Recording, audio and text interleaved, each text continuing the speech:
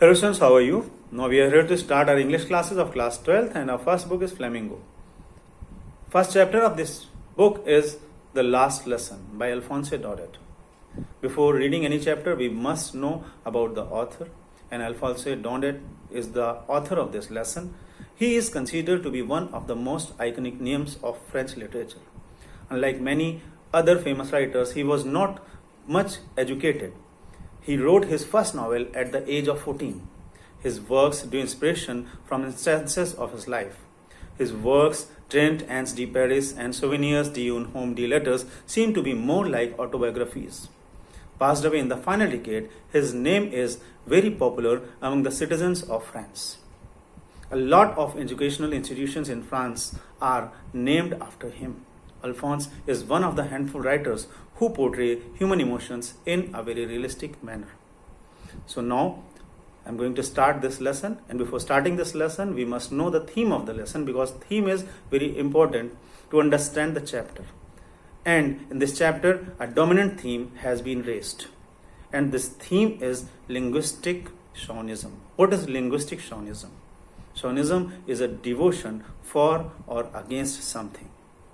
As we know that the meaning of this word in Hindi is Ugra Rashtriyata. It's just based on what you feel. It's not necessary that what you may know. It's just based on what you feel. Whatever we feel. So linguistic chauvinism is the idea that one's language is superior to that of others. As we know, we try to express that we are definitely better than others. In the same way, we try to dominate others on the basis of our language. This is human tendency. This happens generally when the language is that of the ruling class. As we know that India also has been, or many of the countries have been ruled by several other countries of the world, and they try to dominate other countries on the basis of their language. They try to spread their culture, their language.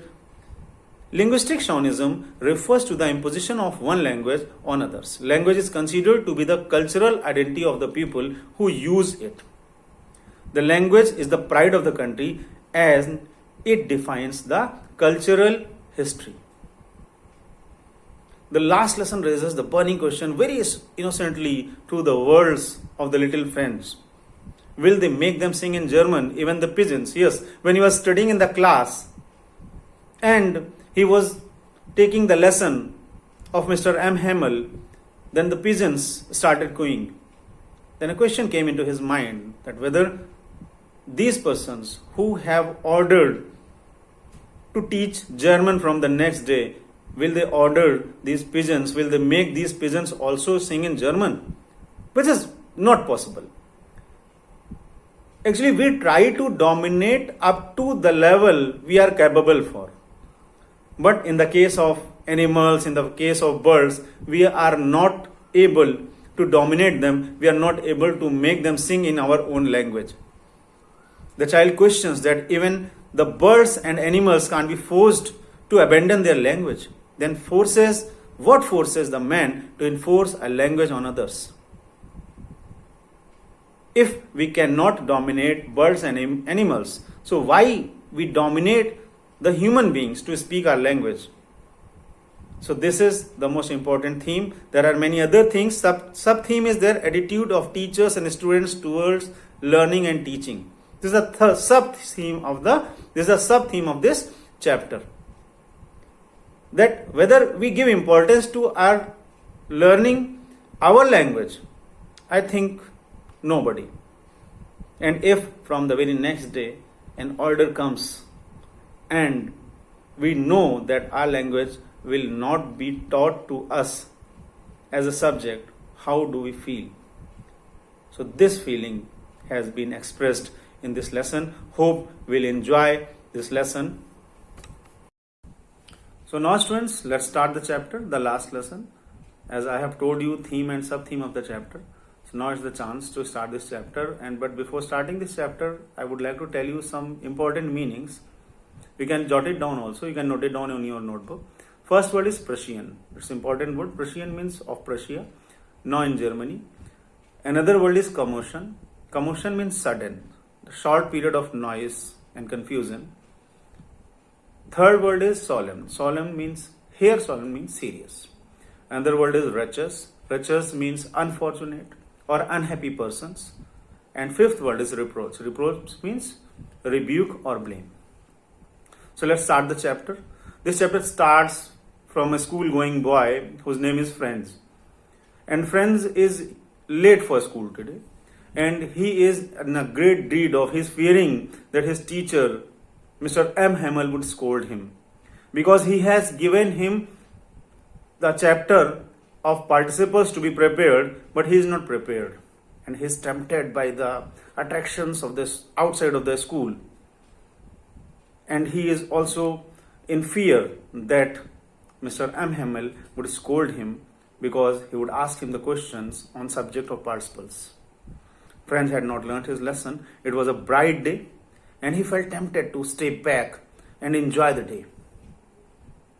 Students who don't prepare, usually who are a little bit mischievous, they think to bunk the class. We also are into the habit of bunking the class. In the same way, Franz was also the person.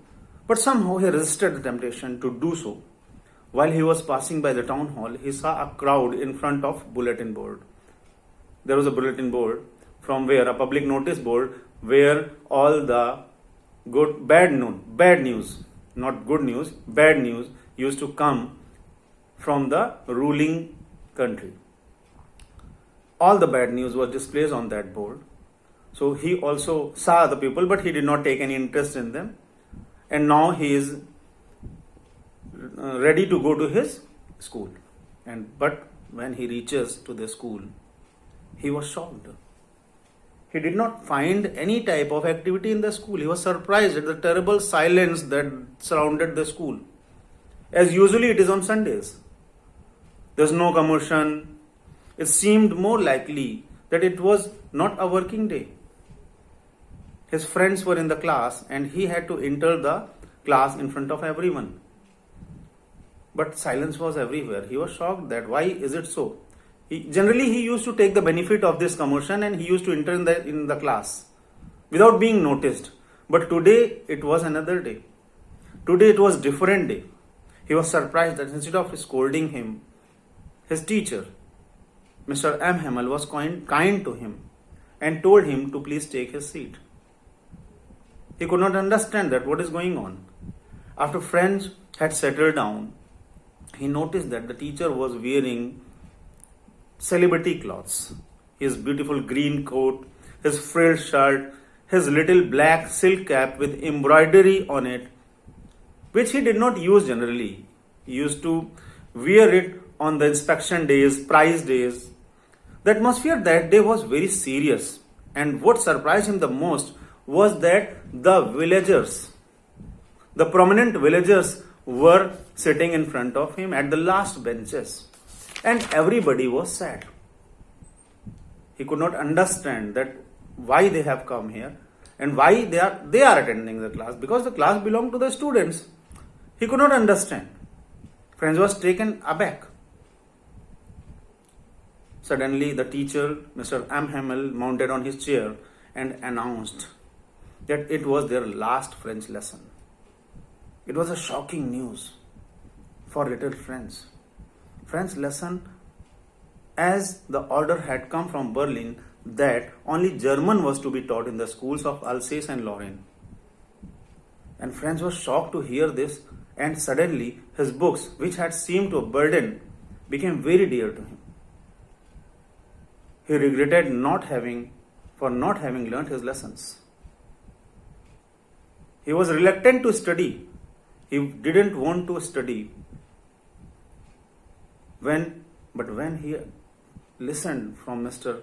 M. Hamel that today is their last lesson and from tomorrow his language will not be taught to him, he was shocked, very much shocked.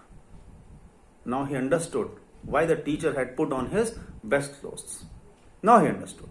And why the villagers were attending the class that day, because it was the last day. Yes, it was the last lesson of their own language, their mother tongue.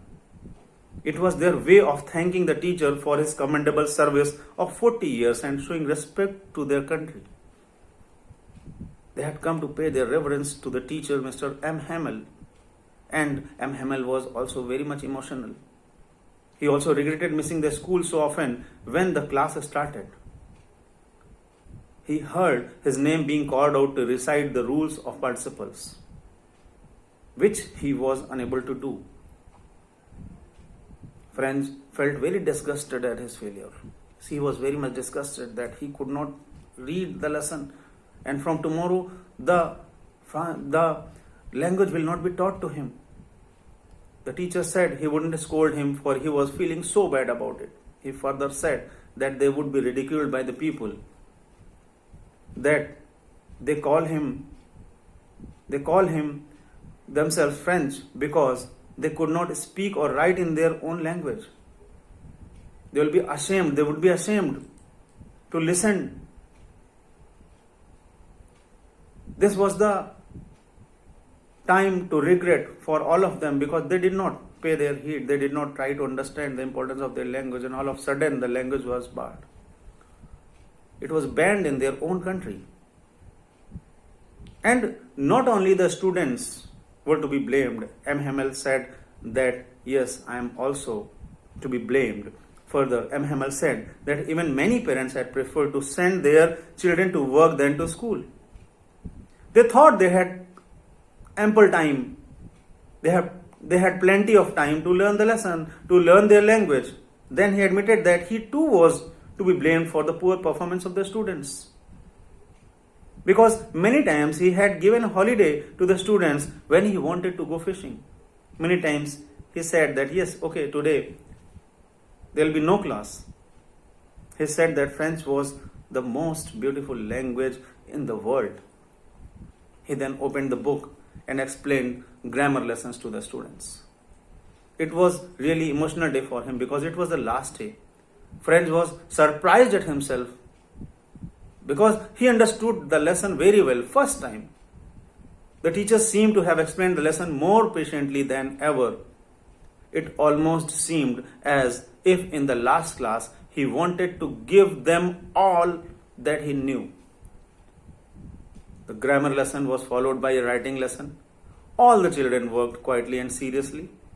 French heard the pigeons cooing and wondered if they will also be made to sing in German. This is a sarcastic remark of this lesson. This is a very emotional point, and this is sarcasm from little French. When he listened, the birds were cooing, pigeons were cooing.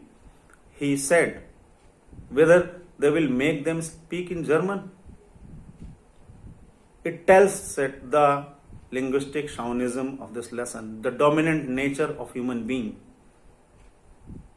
that we try to dominate each and everything, and linguistic, they tried to impose their own language on the French people, the Germans.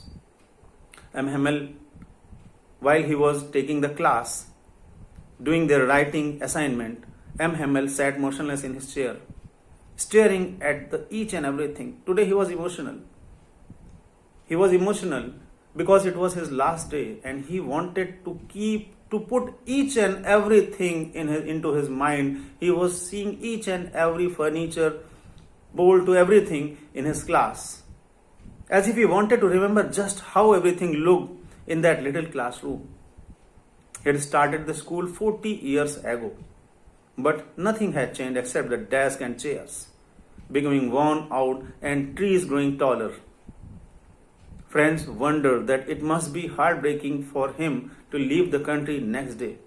Yes, he was ordered to leave the country because he was not the German teacher. The German teacher was to come to next day, and French was not to be taught from the next day. This was very emotional scene. M. Hamel was very patient that day. When it was the chance of the children to chant the alphabet, he taught them everything very patiently. Even the old villagers joined in. After some time, the clock struck 12 and it was time for the class to end. M. Hamel stood up from his chair, but when he started to speak, something choked him because he was so sad. He could not speak a single word. He went to the board and he wrote the letter. He wrote a line, Vive la France, means long live France, and then leaned against the wall and dismissed the class with a gesture. This lesson really tells us about the feelings of a teacher. The teacher who was very emotional, but he was very strict during his classes. But now, today, he is regretting that he could not give all. It is really a very nice lesson which tells us about the importance of our language. We must learn our language very well. This also tells the dominant theme of the dominant personality of the rulers, linguistic chauvinism. It also tells us about the relation of the teachers and the students and what do they feel while learning their languages. Hope you have understood this lesson. Thank you.